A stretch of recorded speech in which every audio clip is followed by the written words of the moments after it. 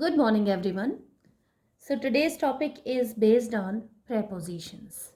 Prepositions, as I have discussed in my previous lectures. So, आप अगर channel को subscribe कर लेते हैं तो definitely you will find out each and every lecture which I have given previously right. So channel को ज़रूर subscribe कर लीजिए और वीडियो को लाइक कीजिएगा, शेयर कीजिएगा सो दैट ज़्यादा से ज़्यादा एस्पिरेंट्स तक पहुंच पाएँ, चाहे वो ऐसे किसी भी एग्ज़ाम की तैयारी कर रहे हैं जिसमें इंग्लिश ग्रामर पूछी जाती है. सो ये जो वीडियो है उन सभी एस्पिरेंट्स के लिए बहुत ही यूज़फुल है. So let's get started. Today's topic is preposition. I have selected some common prepositions which could ask in every exam, whether you're talking about RS mains और बैंक PO या फिर बैंक क्लर्क है. SSC के सारे exams इसमें English grammar पूछी जाती है. So you can learn so many things through these lectures. So आज का जो लेक्चर है वो है types of prepositions. I have selected so many prepositions, so one by one हम लोग उन्हें डिस्कस करेंगे and try to understand कि वो जो preposition है कैसे वर्क करते हैं. So number one preposition is in. Right. In actually कुछ examples देखिए in का. She is in the kitchen. So in जो आता है कोई surrounded place के लिए like I have kept my pen in the drawer. Drawer में मैंने अपना जो पेन है वो रख दिया. कोई सराउंडेड जगह है वहाँ पर उसके अंदर कोई चीज़ होने के लिए हम इन यूज़ करते हैं. सो एक एग्जांपल है she is in the kitchen. वो किचन में है. किचन एक सराउंडेड जगह है और वो किचन में है. Second example the cat is sleeping in the basket. Basket भी एक सराउंडेड जगह है और कैट जो है वो बास्केट में सो रही है. Cat is sleeping in the basket. Right. Next is on. Okay, so this on means किसी कोई सतह के सरफेस के ऊपर. राइट. सरफेस के ऊपर के लिए कोई चीज़ बात होती है तो हम वहाँ पर on यूज़ करते हैं. सो एग्जाम्पल देखिए on. First example the book is on the table. जो बुक है वो टेबल के ऊपर है. टेबल का जो सरफेस है उसके ऊपर रखी हुई है. That's why on the table. The book is in the table. Table नहीं आएगी क्योंकि टेबल कोई सराउंडेड प्लेस नहीं है ना. चारों तरफ से घिरा हुआ कोई प्लेस नहीं है तो इन नहीं आएगा. On the table. Second example the picture Hanks on the wall. जो पिक्चर है हैंग्स मतलब लटकी हुई है. On the wall. वॉल के ऊपर लटकी हुई है. यहाँ पर भी कोई सरफेस की बात हो रही है, सतह की बात हो रही है और वहाँ पर पिक्चर ऐसे लटकी हुई है. रखी हुई नहीं है लेकिन लटकी हुई है. तो यहाँ पर एट द वॉल नहीं आएगा, इन द वॉल नहीं आएगा, ऑन द वॉल आएगा. Right. Next is under. So under जो प्रपोजिशन है उसका एग्जाम्पल देखिए आप. The cat is under the bed. Bed के नीचे है. अंडर मीन्स कोई जगह खाली है और कुछ सरफेस है. सरफेस के नीचे वाला जो प्लेस है, जैसे इस एग्जाम्पल से आप समझ पाते हैं बेड के नीचे वाला जो जगह है जो खाली रहती है, जहाँ बेड के जो लेग्स रहते हैं वो होते हैं, वहाँ पर उस जगह के लिए हम अंडर यूज़ करेंगे. Under the tree, under the bed. Tree के नीचे, बेड के नीचे. So cat is under the bed. जो कैट है वो बेड के नीचे है. एग्जाम्पल. सेकेंड एग्जाम्पल देखिए. The keys are under the mat. जो मैट है, मैट मतलब जो गद्दा होता है बेड का, तो उस गद्दे के नीचे है. कीज़, चाबियाँ कहाँ रखी हुई हैं? Under the bed, under the mat, mat के नीचे. तो यहाँ पर अंडर इस तरह से यूज़ होता है. अंडर द ट्री भी यूज़ हो सकता है, अंडर द टेबल भी यूज़ हो सकता है. ठीक है. अंडर मतलब किसी जगह के नीचे. अबव, अबव मतलब ऊपर. So the bird is flying above the trees. ये जो अबव है, अबव किसी चीज़ को टच करते हुए ऊपर नहीं होता। जैसे ऑन में हम सरफेस के ऊपर, जैसे keys, I have kept keys on the table, मैंने चाबियाँ टेबल के ऊपर रख दी, तो वहाँ ऊपर है। लेकिन अबव मतलब भी हिंदी में ऊपर ही आएगा, अबव में टच नहीं होता। तो bird is flying above the trees, वो ट्री के ऊपर बैठ के तो फ्लाई नहीं कर रही बर्ड्स, वो ट्री के ऊपर उड़ रही हैं। ट्रीज जो हैं उनके ऊपर, तो ट्री को टच नहीं कर रही वो, above. Second example, the clock is above the door, door के ऊपर है, डोर से टच करता हुआ नहीं है, डोर के ऊपर जो क्लॉक है वो डोर के ऊपर लगी हुई है, ठीक है। बिसाइड, बिसाइड मतलब बगल में, राइट। हिंदी में एक वर्ड आता है बगल में, सो साइड में, बगल में, उसके लिए बिसाइड आता है। एग्जाम्पल देखिए, John is sitting beside Mary, John जो है वो मैरी के बगल में बैठा हुआ है, ठीक है। Second example, the park is beside the school, park जो है वो स्कूल के बगल में है, park is beside the school, जो कोई पब्लिक पार्क है वो स्कूल के बगल में ही है। मेरा घर हॉस्पिटल के बगल में है, तो my house is beside the hospital, ठीक है। बिटवीन, दो चीज़ों के बीच में जो वर्ड यूज़ होता है उसमें हम प्रेपोजिशन बिटवीन लगाते हैं। एग्जाम्पल देखिए, there is a river between two mountains, दो माउंटेन्स हैं और उनके बीच में एक रिवर है।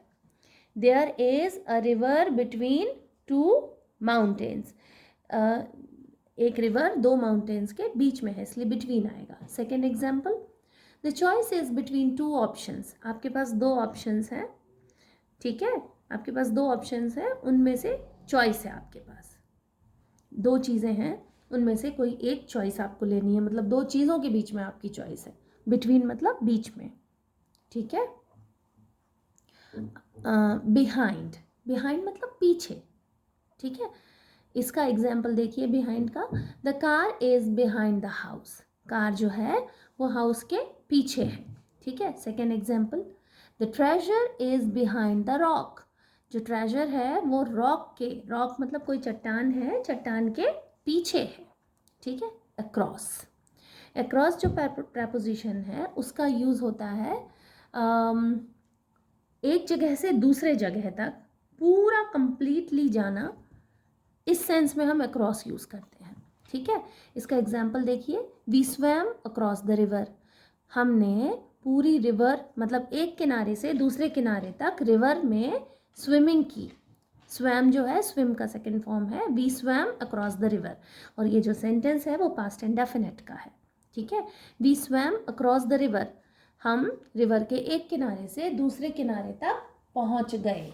सो we swam across the river मतलब हमने पूरे एक किनारे से दूसरे किनारे तक स्विमिंग कर ली, ठीक है। सेकेंड एग्जाम्पल,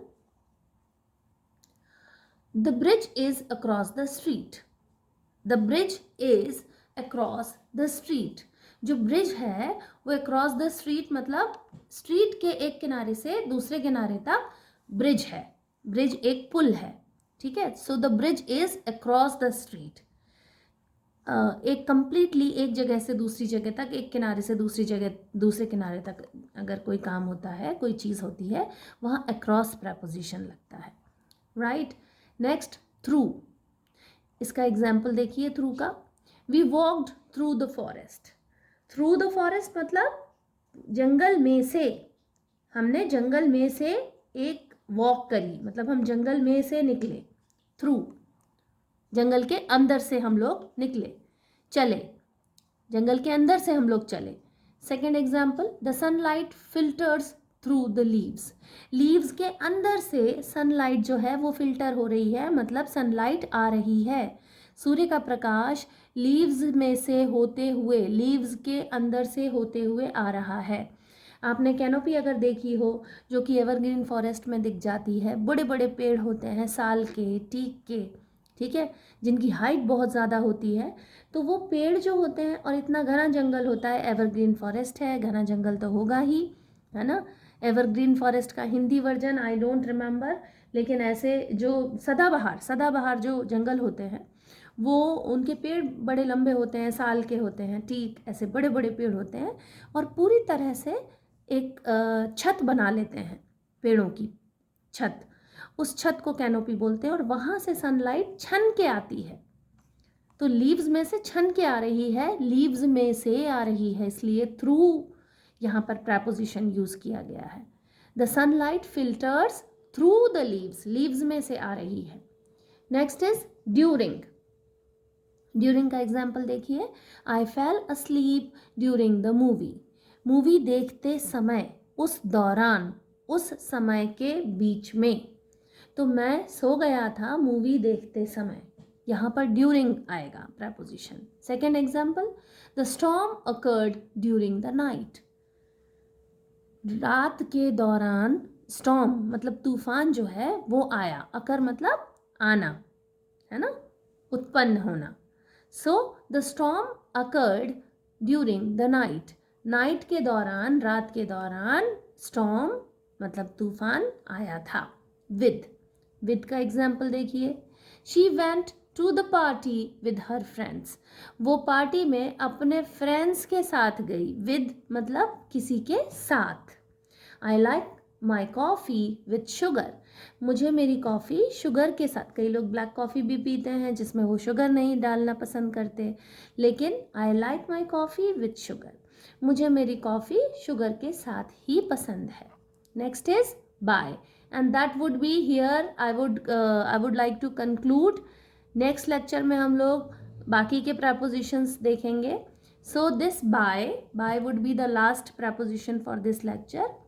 बाय का एग्जाम्पल देखिए, the letter was written by Tom.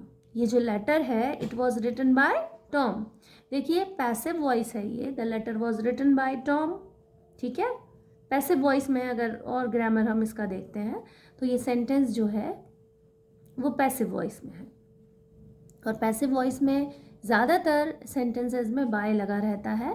Bye एक प्रपोजिशन है, like she has kicked, the ball was kicked by Ram, है ना, राम के द्वारा।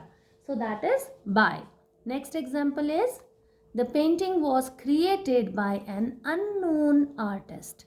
जो पेंटिंग, ये सेंटेंस भी पैसिव वॉइस का है, और यहाँ पर जो मीनिंग निकल रहा है सेंटेंस का वो है the painting was created by an unknown artist. जो पेंटिंग है वो एक अननोन मतलब अनजान आर्टिस्ट, जो कलाकार है, अनजान कलाकार है, उसके द्वारा बनाई गई है ये पेंटिंग। तो बाय यहाँ पर हिंदी जो मीनिंग आता है वो है द्वारा, किसी के द्वारा, right. So these are prepositions which we have done today, जो आज हम लोगों ने सीखे हैं। तो ये जो prepositions हैं ये इस तरह से यूज़ होते हैं। कुछ एग्जाम्पल्स हैं जो आप अपने दिमाग में रखिए, ताकि जब भी कोई क्वेश्चन आता है तो आपको पता होना चाहिए कि कौन सा preposition सही रहेगा उस सेंटेंस के लिए, ठीक है। सो आज के लेक्चर के लिए हम लोग इतनी ही बात करेंगे। चैनल को ज़रूर सब्सक्राइब कर लीजिए और वीडियो को लाइक कीजिए, शेयर कीजिए। इसके अलावा टेलीग्राम चैनल से जुड़ जाइए आप लोग। टेलीग्राम चैनल का आपको लिंक जो है वो इस लेक्चर के डिस्क्रिप्शन बॉक्स में मिल जाएगा। टेलीग्राम चैनल में ये पूरा जो मैटर है वो PDF फॉर्म में आपको मिल जाएगा। इससे बड़ी हेल्प हो जाएगी आपकी स्टडी में। वीडियो देख रहे हैं उसके बाद में PDF से प्रैक्टिस कर रहे हैं तो एग्जाम्पल्स आपको बहुत सारे मिल जाने वाले हैं एक्सप्लेनेशन के साथ में। सो आज के लेक्चर के लिए इतना ही। Keep learning. Thank you so much.